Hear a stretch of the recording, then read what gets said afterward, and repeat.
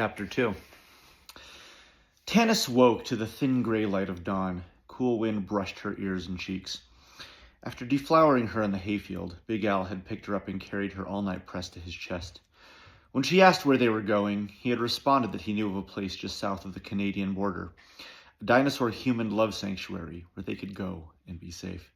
It sounded blissful to Tanis. She felt dizzy and lightheaded. Her mouth was dry as sand. She looked down at her shoulder. Big Al's feather bandage was holding.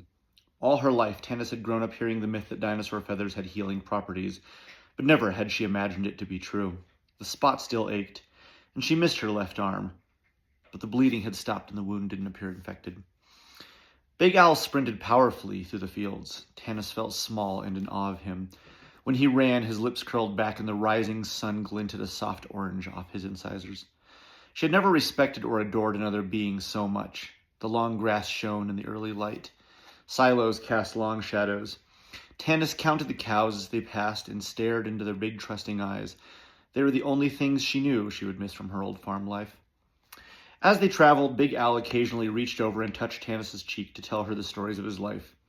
He grew up in a dinosaur nursery in Colorado. He and his 307 siblings roamed the Rocky Mountains, learning to hunt deer and fish in the rivers.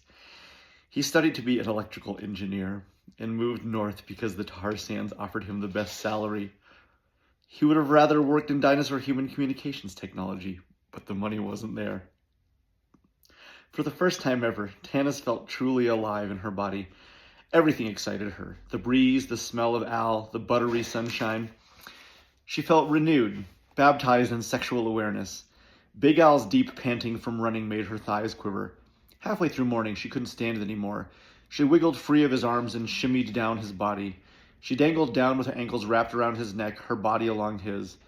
His sex hung like iridescent treasure, sparkling in the prairie sun.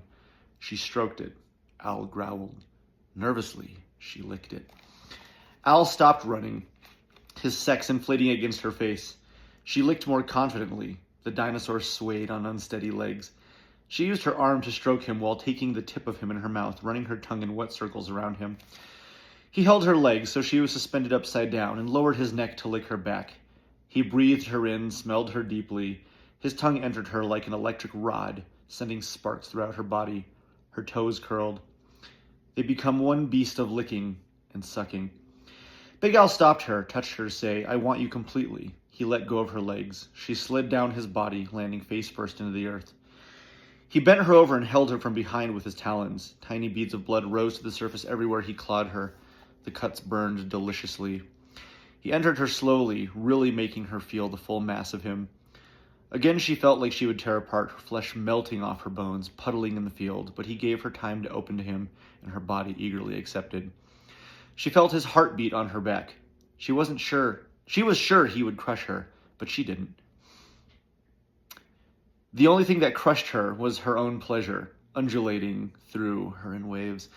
Once finished, he picked her up again, held her to him, and they continued on. Could her life be like this always, running forever in the arms of her very own dinosaur? It took them 2 days of running, interrupted only by Tanis's desire and the need for food and sleep, to arrive at the sanctuary. It wasn't what she expected. Instead of herds of dinosaurs and humans in various housing arrangements, she saw only one circular building in the middle of nowhere, a large log structure with many windows. An extensive vegetable garden bloomed and overflowed on one side of it. A few fields away, Big Al set Tanis down and they walked the rest of the way, side by side. A few meters from the sanctuary, Tanis caught sight of a figure running towards them, a female redhead in a simple brown dress. She was smiling brightly. Al left Tanis' side unexpectedly. He ran towards the girl and lifted her into his arms. Tanis stopped walking. Al swung the woman around several times before settling her on the ground. Tanis was about to start walking towards the couple again when, unexpectedly, Al tore off the woman's clothes, lifted her naked body, and ran with her into the nearby bushes.